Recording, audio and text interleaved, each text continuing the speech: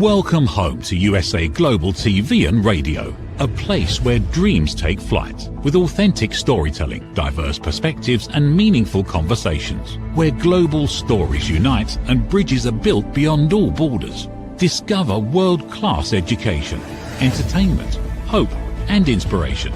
Together, we're building bridges worldwide. Subscribe to our channel, USA Global TV. Download our app, USA Global TV. Be our guest or join our team. Visit usaglobaltv.com. Thanks to our founder and executive producer, Dr. Jacalyn Kerbeck. Music score by Yeffy Tang from Cloud Road Music. Voiceover artist Mike Porter. Creative direction by Paul Garcia. USA Global TV and Radio. Your home for global connection. All rights reserved. This video and its contents are the exclusive property of USA Global TV and Radio. Unauthorized use, duplication or redistribution in any form is strictly prohibited. Howdy y'all, Red O'Loughlin here. Would you know if you really had a mental illness? Is that something that would just pop out at you? You recognize it? It's a topic that we're going to talk about later on today. Major General Greg Martin, PhD, is joining me. Please join me up here on stage, Greg. Howdy. Before we start, Greg, G-R-E-G-G. Is that like Greg Altman or Greg Olson or Maddox or whatever? Yeah, one of those guys. So I'm a 3G Greg. But you weren't named after any because you were older than all of them, I'm guessing. Right. Oh, okay. But you did put in 35, 36 years in the military as Army? Yes, Army officer for over 3 decades. And then you retired as a Major General? Correct. Okay. So we got the preliminaries out of the way. Okay. You wrote a book because something happened to you, but we're going to get into what happened, but let's talk about the book because that's the corner bookstore. We're talking about books and authors and things. So when did you actually start writing the book, The Bipolar General? I started writing it in March of 2021 at the start of COVID. And how long did it take? It took me a year to write the manuscript from start to finish. And then it took me another year to find a publisher and then another year to actually get it in print and out on the street. Okay. How did the editing go? Really good. I took the manuscript and farmed it out to trusted people, family members, smart people, an expert psychiatrist, and they went through it with a fine-tooth comb, gave me some great advice, edits.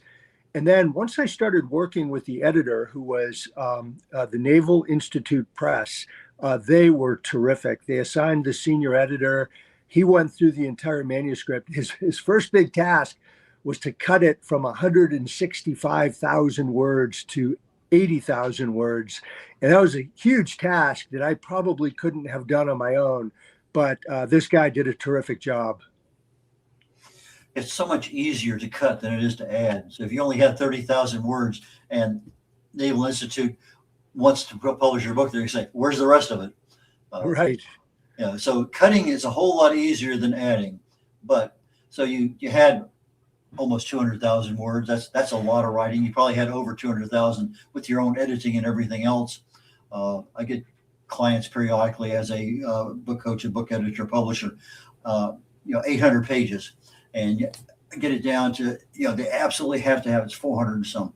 But again, that's what they want. I'm not Naval Institute. I'm making people happy. Mm-hmm. But you wrote your book. You got it edited. When did you start marketing it? The summer of 2023. So the Naval Institute Press, they've got a marketing program, getting the word out, working with other organizations and venues. So I'd say it started the summer before release, and then it picked up steam during, the fall around the time of release. And they worked it for about another year, as well as the Association of the United States Army, who they also were kind of a co-publisher. You got some good people working there to help you. Mm-hmm. Okay, so your book was marketed a little bit early. What kind of ways did they market your book? Social media, magazines? What was going on? I would say social media, magazines, and then through a network of other affiliates that they have. For example, West Point has a big book program, so they put a piece in the West Point magazine and online. Other aspects of the U.S. Navy. There's military history outlets and things like that. So they worked it to get the word out in little concise synopses of the book through their channels. I don't think it was marketed all that well because it didn't get out in the university world. It didn't really get out in the medical world or the med school world. Didn't really get out in the business world. So those are things that picked up later, really based on my own initiative and contacts. Okay, so you're looking at it from who really should know this as opposed to this is where a book goes. Correct. Okay, and likely size that makes all the sense in the world. Okay, so you have a website. Did the website come up before you actually published the book, or is that something after the fact? Came up before. It was kind of interesting when I got the manuscript done and was searching for a publisher. I decided I'm not going to just sit back on my heels and wait. And so what I did is I basically took the manuscript and wrote a condensed article that captured the essence, and I got it out to an online national security journal called Task and Purpose. And anyway, it just exploded. It went wild. Over 100,000 readers, went all over the world. Drew a lot of attention, and I started getting requests for interviews and speaking and things like that. So I put together the website to facilitate that back in about May of 2022. One of the things I want to congratulate you on your website is you have a section there for an addendum. Mm-hmm. That I was going through doing research on you, and that's something I've never really seen. Particularly from an author's perspective. It may be there for some professional speakers, but from an author's perspective, that was something that was a kind of a surprise. It gives a very wide, and not to say diverse because it wasn't, but focused aspect of what's happening throughout each of the chapters. Kind of chronicles the progress of the book. And brings out really the highlights. So if somebody really wanted to know a little bit more about it without buying the book, and I'm looking forward to buying the book, tell you right now, is that it's something I think of immense value in a website, and I'm trying to think to myself, how can I do that to mine? Excellent. So did you use AI anywhere? No, I did not. Okay. A lot of times AI is really good. I use it for videos, for marketing. I use it for a lot of different things. I research the human body at the cellular level. I really have a lot of in-depth analysis that I do. So I use it all the time. I'm probably on there at least an hour or more every day. And so it's more brainstorming than it is anything else. But for me, it works out very, very well. For a biography, for a romance novel, for a sci-fi novel, there might be bits and pieces that you might use, but I can easily see where it's not being used in there. Cover design. Let's talk about that. Yeah. So we came up with a bunch of different titles, various variations of what's on there. And when I laid them out, to the publisher, they immediately loved the title Bipolar General, My Forever War with Mental Illness. So that was like an immediate yes. Then I had about a half a dozen good pictures. We wanted to put a picture of me on the cover. And there were about a half a dozen good, solid pictures that we found, laid them out, and then immediately the head of the press said, "That's the one." And he told his people, I mean, it took him 5 seconds to decide. And he said, go purchase that, do a contract, get that photo so we own it. And, that was pretty much it. The size of the lettering and the way they put it together, They kind of took the title and the picture and they did their sort of artwork on putting it together. And I didn't have a whole lot to say about that aspect, but the title and the picture, I was intimately involved in, and they were yes on both. Okay. I guess the meds, lithium, whatever you were taking at the time as you were writing the book, was there any interference from the bipolar as part of actually creating the book and editing and marketing it? No, none at all.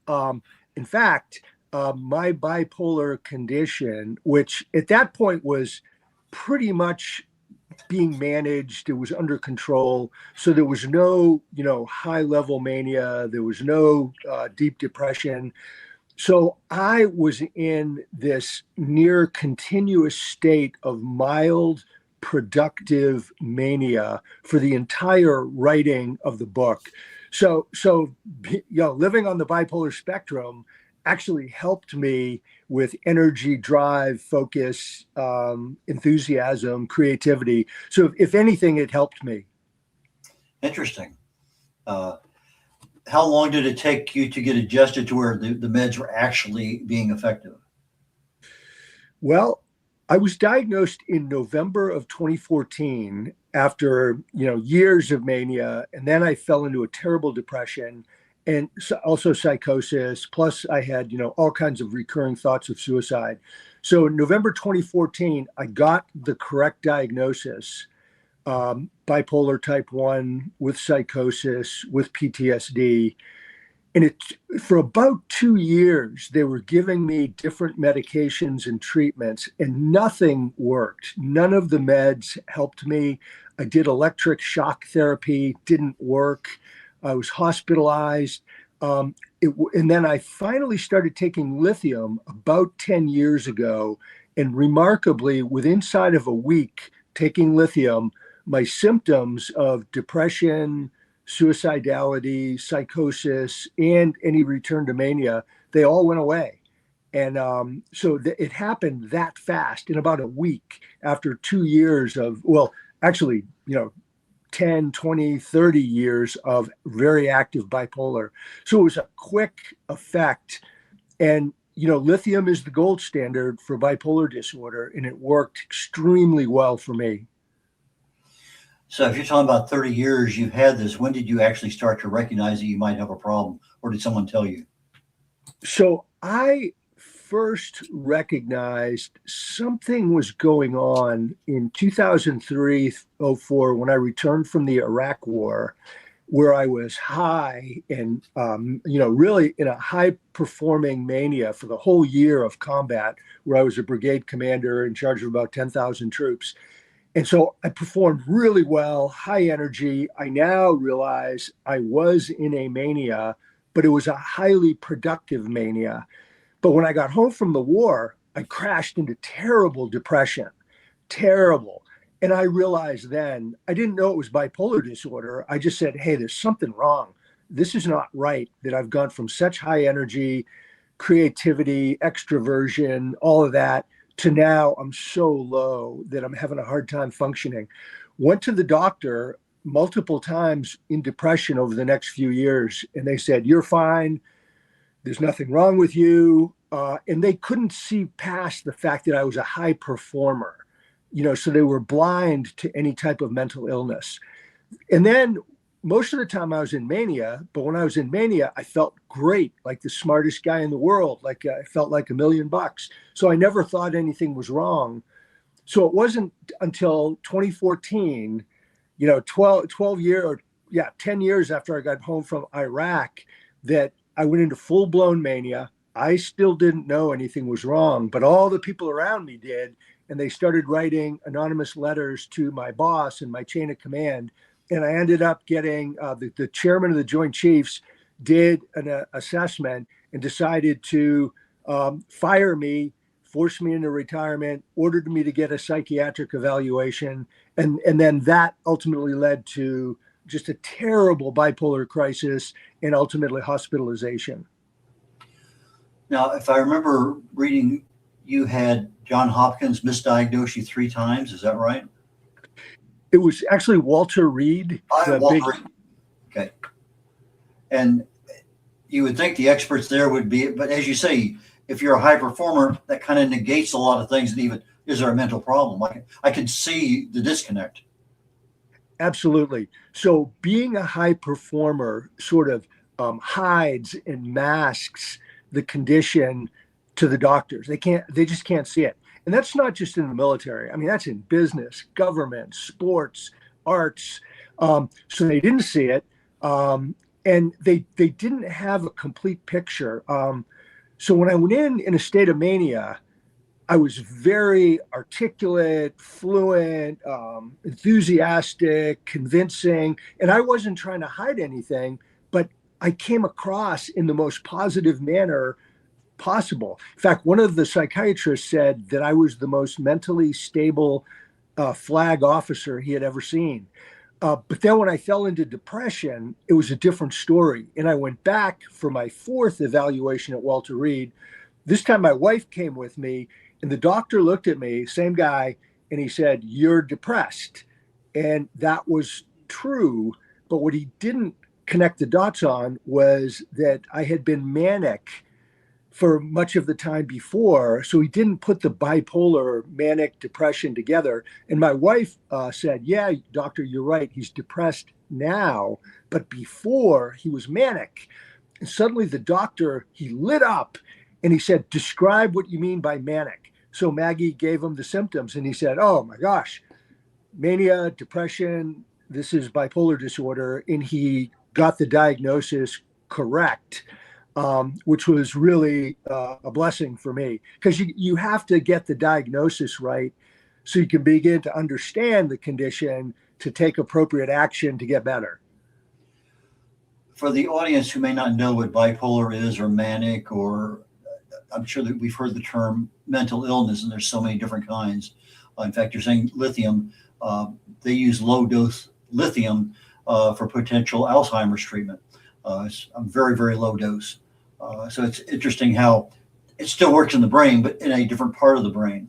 But so if you were defining, if you would say, tell me something, what are the symptoms of bipolar? What are the symptoms of manic depression? Could you kind of give us a little bit of a brief on that? Yes. A good way to understand bipolar disorder is to think of it as a spectrum. And, prior to 1980, the condition was called manic depressive illness, tying together the idea of a spectrum ranging from, what we now call major depressive disorder. So, depression, on one far side of the spectrum, all the way through a range of conditions, all the way to unipolar mania on the other, and lots of different levels of high level being mania to low level being depression, various combinations of them to different levels of extremity. So that's kind of, the big picture of it. In a more narrow definition, I would say bipolar disorder is a person cycling with various degrees of speed, height of mania, depth of depression, but cycling between some level of mania and then some level of depression, with also, normal levels in between. But mania is characterized by high levels of energy, less need for sleep. A lot of creativity, drive, focus. You don't need as much sleep. And in the higher levels, it begins to be characterized by some really destructive things like very serious impulsivity, grandiosity, religiosity, tremendous sexual promiscuity, irrational decisions like suddenly quitting a high-powered, well-paying job and have nothing to go to. I mean, that would be kind of a manic, impulsive decision. So there's a whole bunch of these characteristics that put together define these different levels of mania from low to high. And in high levels of mania, I mean, it can lead to losing your job, being arrested, all kinds of negative outcomes. So it's a dangerous condition. Depression, on the other hand, is really just the opposite. low energy, isolation, withdrawal, confusion, inability to get the wherewithal to do basic daily tasks. Even getting out of bed is super difficult. Taking a shower can be crippling. Going and buying food at a grocery store can be overwhelming. And so you've got these two different conditions along the manic depressive spectrum. And then underneath the higher levels of mania and the deeper levels of depression are what they call, there's lower levels called mood temperaments. Like one of the things that I have, and it benefited me tremendously, is a mood temperament of what they call hyperthymia, which is a near continuous low level mania. So I had that since I was a teenager, unknown, unrecognized, undiagnosed. But what it did is it gave me this consistent high energy, drive, enthusiasm, problem solving skills, creativity. And it took whatever talents I had and it boosted and elevated them and helped make me extremely successful as a student, an athlete, and a leader, and really helped propel me to the high ranks of the Army. We're getting ready to go to a commercial break here very quickly. We'll be back in about a minute and a half. When we come back, I'd like to talk about stress and PTSD and your experience with that. So we'll be back in just a moment. What if many of the problems we associate with aging are not random? What if there are identifiable causes behind declining energy, chronic disease, and memory problems? We have been told that aging is simply something we must accept, that slowing down is normal, that growing older means growing weaker. But what if that's only part of the story? Why do some people remain active and engaged well into their later years? Why do others struggle with disease, fatigue, and declining health? What is happening beneath the surface? What processes drive aging? In Aging Sucks, researcher, educator, and author Red O'Loughlin explores what researchers have discovered about why we grow older. No medical degree required, no confusing jargon, just clear explanations of what researchers have discovered about the processes that influence aging. You cannot stop aging, but understanding its causes may help you make better decisions about your health, your future, and your quality of life. Because understanding comes before action. Action creates hope. Aging sucks. End the guesswork. There is hope.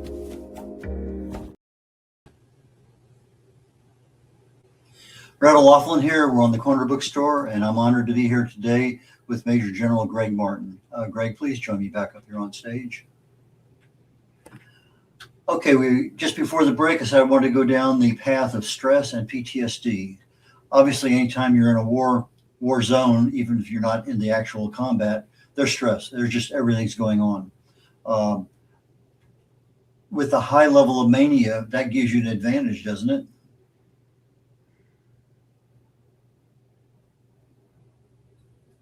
Can you hear me? Okay. I don't know if we have a technical problem right now or not, so I'm just going to continue talking. Greg, are you back with me again? Can you hear me? I can't hear you. Okay. Cannot hear me. Okay, let's see what we can do here to fix this. Check my connections, reset that.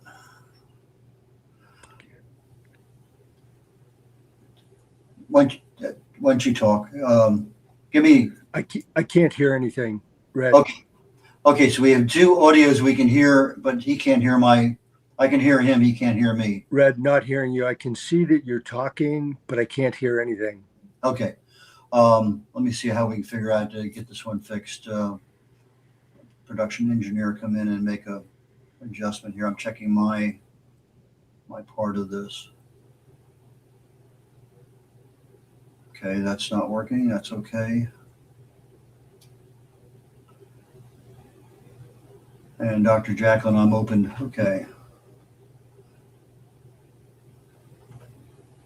hopefully he'll come back in and everything will be fine.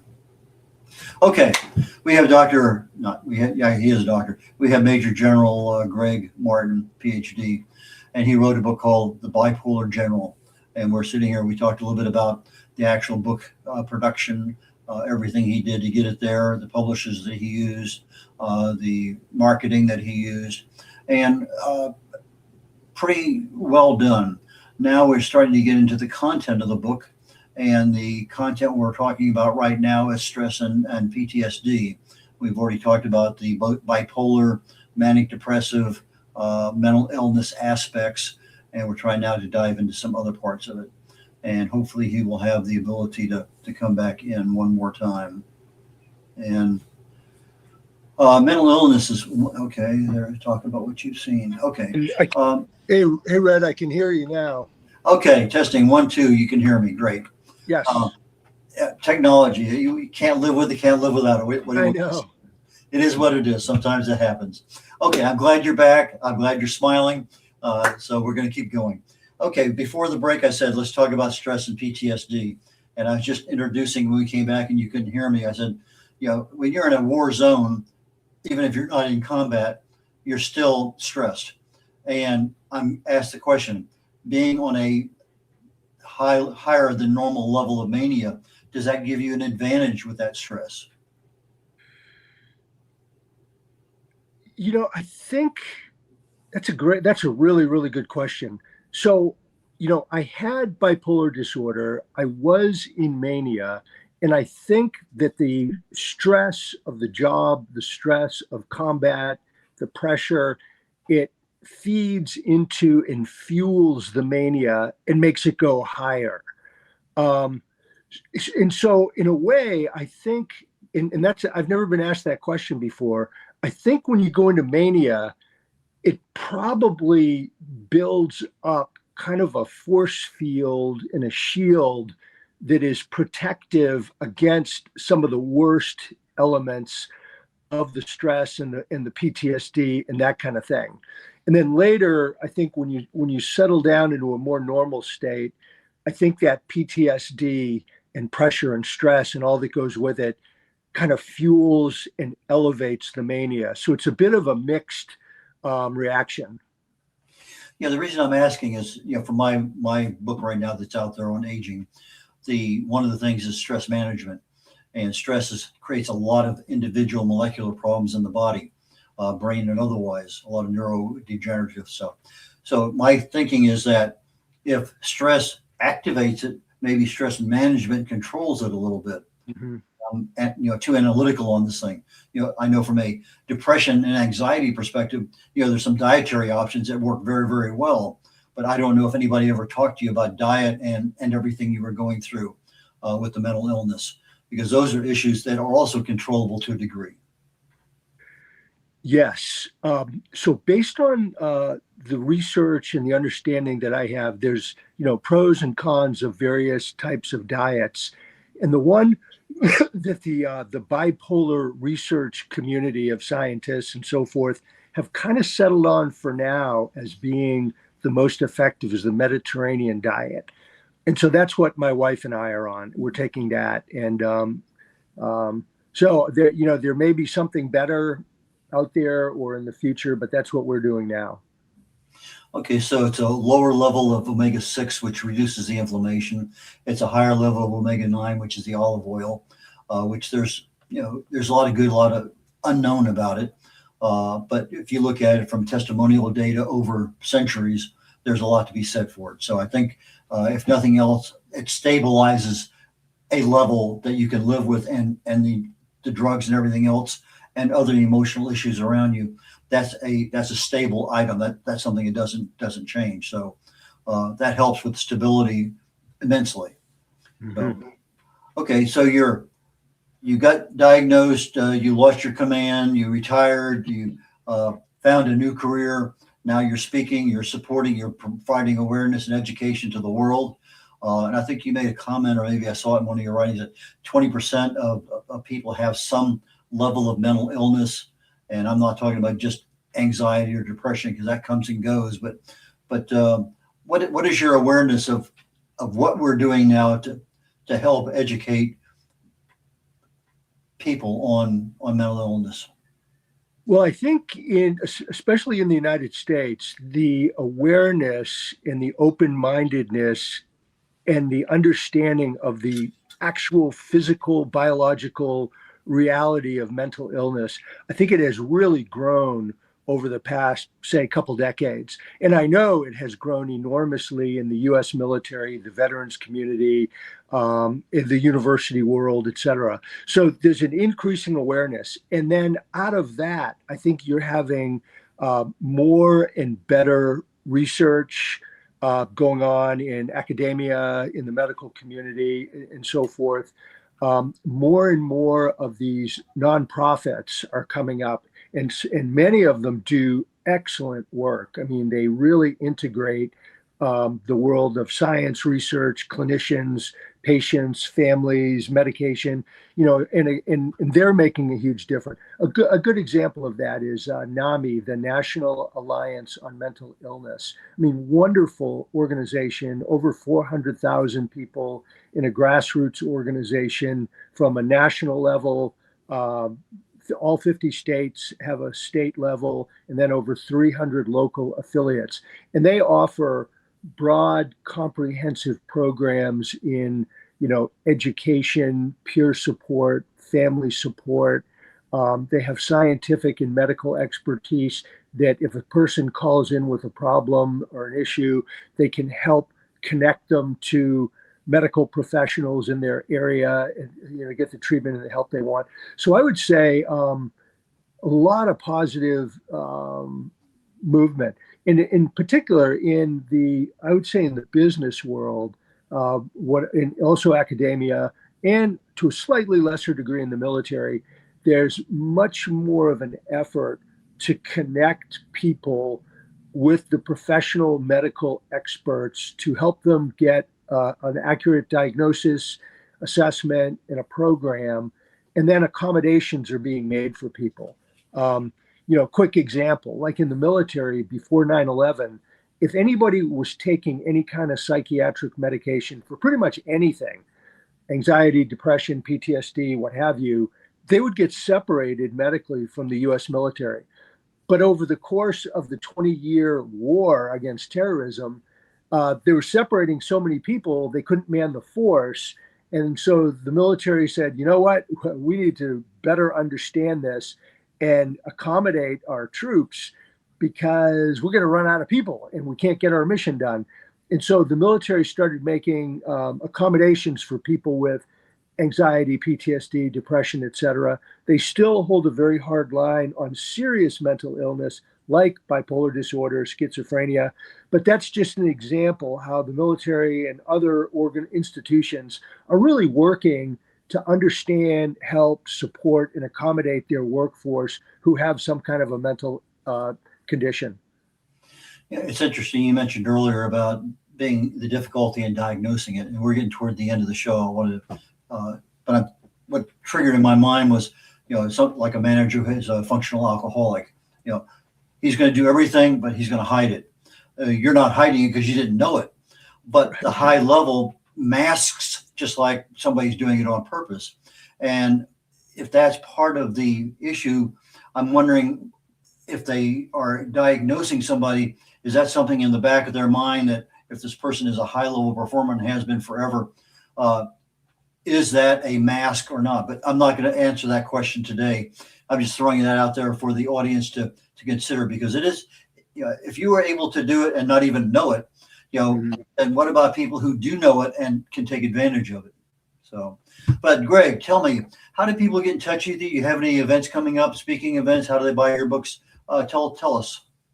Yes. First off, the book Bipolar General is available anywhere books are sold. Probably the easiest way to get one is through Amazon. I've got a website, bipolargeneral.com, that's got a whole bunch of articles, interviews, podcasts, webinars, et cetera, tons of info on there. I have a really robust speaking schedule starting up in September. I'm going to speak at the Florida NAMI conference in Orlando in early September. Then I go to Washington, D.C. The next day and I speak at a veterans conference. Then I go to Ohio and I speak at the Ohio Health Commission conference as keynote. Then I go to Wright-Patterson Air Force Base and I'm going to speak there to the Air Force. And then it just continues, October, November, December, lots and lots of speaking events, which I love because it gets a chance to encourage, teach, inspire, and give people hope and knowledge. Greg, it's been really, really, I want to say the word nice, but it's not nice. It's been really educational. I truly appreciate your insights because it's something I was totally unaware of. And so from that perspective, I think we learned a little bit about, if you're recovering bipolar, you can write books. There's an audience out there that will listen to you. You got the marketing done. You got the right people to listen to. You have a message that's going out that really and truly is of immense value to the world. And I wish you the best in your speaking tours. And I look forward, I'm sure somewhere down the road, we're going to bump into each other again. If not on TV, you never know. Thanks, Red. It's been really a privilege and an honor to be on with you and your audience. So thank you very much. Take care. Corner Bookstore is concluding with Greg today. I'm Red O'Loughlin. I'm a researcher. I research the human body at the cellular level, chemically speaking. I look for cause and effect relationships. Treat a cause, fix a problem. Treat symptoms, and you'll always be treating symptoms. And I was reading something this morning from social media somewhere. It says that doctors are trained to diagnose, but they're not trained to build health. And that kind of goes along with my particular thinking. My book, Aging Sucks, just came out last week. It talks about, it's not a health book. It's not an anti-aging book. It's not a longevity book. It's a book about understanding the complexities of aging. There's a lot of things going on in the human body at the cellular level, and those things are all driven by your lifestyle choices, your diet, your exercise, your stress management, your sleep. They can either create disease, damage, or they can support repair. So long as your repair exceeds your damage, you're going to be a healthy camper. With that, I'm going to leave you, and my next show is called The Wise Ones, and I'll be talking about success primarily with health in your later years. So Red O'Loughlin signing off, and we will catch you later on. Bye now. Every great story begins with a vision. At USA Global TV and Radio for years, we've been providing world-class education, entertainment, inspiration, imagination, connections, and hope. Most people don't stay to watch the outro or the credits, but it's the people behind every success, behind every breakthrough, and behind every unforgettable story who matter. The TV show hosts, our guests, our sponsors, our publicists, our production team, our distribution team, our search engine optimization team, and so many more. You're the ones who make the difference. Every great story belongs to the people who bring it to life. Our future looks bright at USA Global TV and Radio, and that's because of you, our loyal fan base all around the world in more than 60 countries. Together, we're making a difference because you matter. USA Global TV and Radio, live streaming to over 60 countries. Voiceover, Dr. Jacalyn Kerbeck. Video production and direction, Paul Garcia. Subscribe to our channel, USA Global TV and Radio on YouTube. Hey you, psst, yes you, watching this right now. Are you creating content, a blog, a podcast, a newsletter, going live on Instagram or TikTok, and still not seeing real visibility or growth? Here's why. Anyone can post, anyone can go live, but not everyone is positioned to be taken seriously. Right now, people are going to YouTube to search for experts, for answers, for credibility. So while you're putting in the work, someone else is being seen as the authority. Not because they know more, because they're positioned better. Now imagine this. Your own professionally produced TV show, marketed, distributed, optimized with SEO so people can actually find you. Not just seen, but searchable, discoverable, positioned.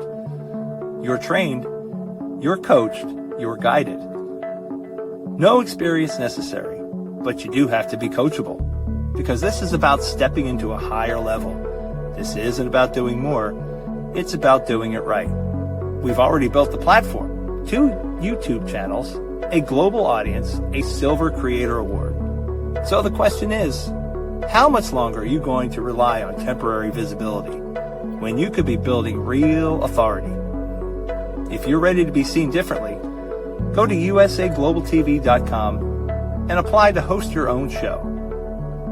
This is for individuals who are serious about investing in their visibility, their credibility, and their growth. If that's you, we're ready.